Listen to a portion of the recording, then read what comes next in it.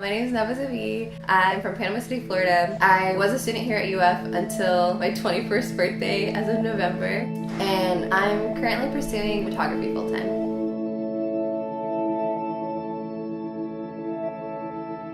I've been doing photography for ever, but it was never a career choice. It was just something I did for fun. It was a stress relief. When I first started photography, I literally was shooting everything. I shot babies, I shot families, I shot maternities, events at my mosque or whatever, which I never knew what I was doing. I was just I clicked the button, I don't know. I shot everything. And then getting into it, I realized my favorite thing to photograph was couples. You just build such a connection with people, and I love that. I love human connection. And then I also love being able to observe other people in their realm and with the person they love the most. I think there's something very intimate and beautiful about that. I started out on the bio pre-med route. At a certain point realized this is just not for me. I was taking all of the basic classes of physics as a STEM major, chemistry and all that stuff. And I just was lagging. I thought it was just me not transitioning well into college classes. I started realizing it's a little bit more than that. I'm actually slowing down, and I'm constantly in pain, and then I was getting to pretty much every single day. I was coming home in tears because I have no idea what's going on with my body. I am ridiculously exhausted, and just I don't know what's going on. Around that same time, I was kind of noticing there's kind of this giant lump growing in my chest. There was this one night that things just got really, really rough, and I was just in excruciating pain. My roommates took me to Shands, which I now absolutely hate because we were there for 9 hours, and it was the worst experience of my entire life.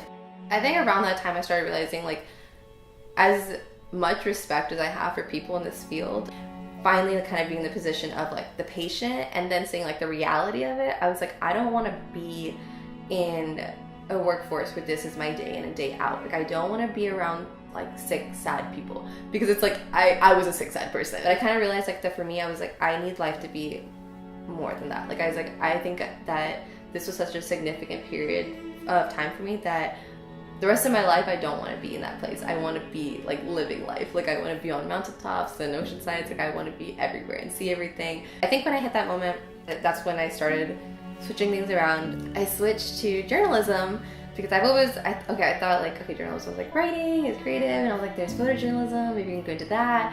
It was funny because I told everyone I was doing journalism so that I could take it kind of as a pre-rec thing and then go into law later.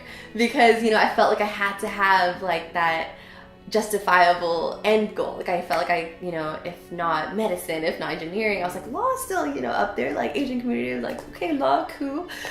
It was so half-assed. I was yeah, I want to be a lawyer.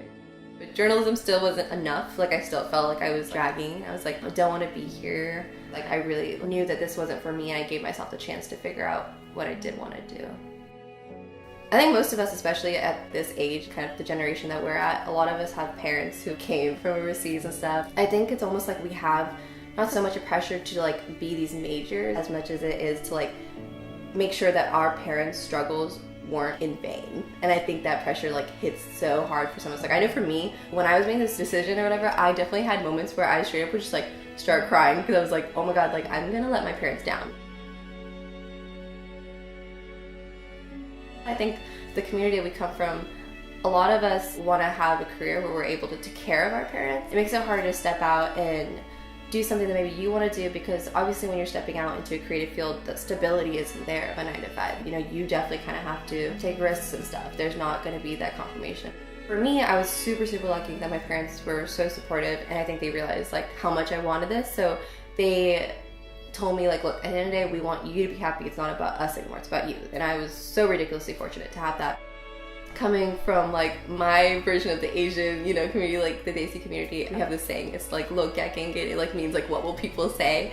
And I think that one has probably been the biggest stereotype that I've hit with what I'm wanting to do, kind of thing. I've had friends from my community who are well, what are people gonna say about you, not do this? And I think it's crazy how strong that influences what are other people gonna think, versus it's no, you should follow you for what you want to do.